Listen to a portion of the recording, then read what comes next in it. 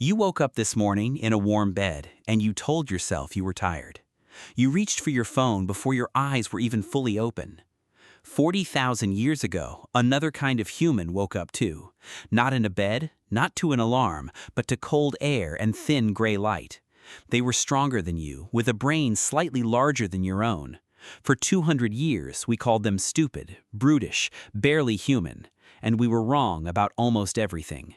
This was a Neanderthal, and every hour of their day was a quiet fight to stay alive. So what did a single day in their life actually look like, from the first cold light of dawn to the very last ember at night? You probably picture a dumb, hunched brute dragging a club through the snow, grunting, filthy, too primitive to think more than one step ahead. That picture is not just unfair, it is completely wrong. Neanderthals buried their dead and cared for their injured for years. They made glue, they controlled fire, they may have painted caves before we did. By the end of this, you will never picture them the same way again. Their day began the moment the sky turned from black to gray. There was no clock here, the sun was the only schedule they would ever know. And the first thing that mattered every single morning was the fire.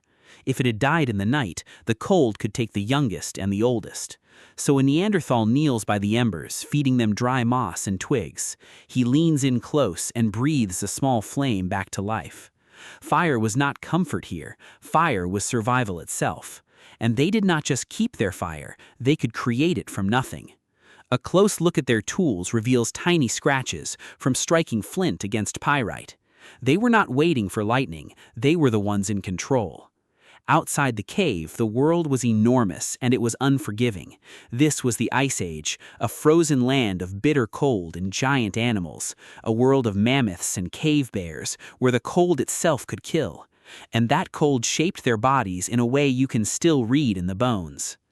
A Neanderthal was built like nothing alive today, shorter than you, wider, and packed with dense, heavy muscle.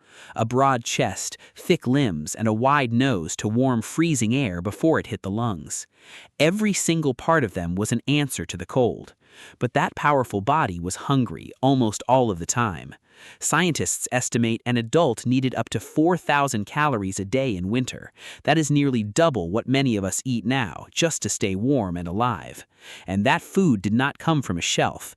It came from animals that could kill you. By midday, the hunters were already out on the frozen plain. Neanderthals did not have bows and they did not have arrows. They hunted up close with heavy wooden spears gripped in their hands. Their prey was not small: bison, wild horses, even rhinos and young mammoths. Animals the size of a car with horns, hooves, and panic. A group would move in slowly, using rocks and bushes for cover. Then, in a few violent seconds, they rushed in and struck from arm's length. There was no safe distance here, there was only the spear and the animal. We know exactly how dangerous this was because their skeletons still tell us. Their bones show injuries in the same places as professional rodeo riders. Broken arms, cracked ribs, fractured skulls, the same wounds again and again. They were being thrown, gored, and crushed by the animals they hunted. A single good hunt could feed the entire group for days, but a single mistake could end your life in an instant. And here is the part that should make you stop for a moment. Look closely at those shattered bones and you find something incredible. Most of them had healed.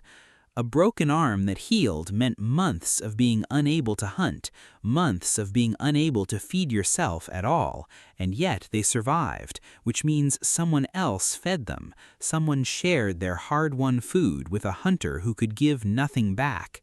At one cave, a man lived for years with a withered arm, near blindness, and old wounds.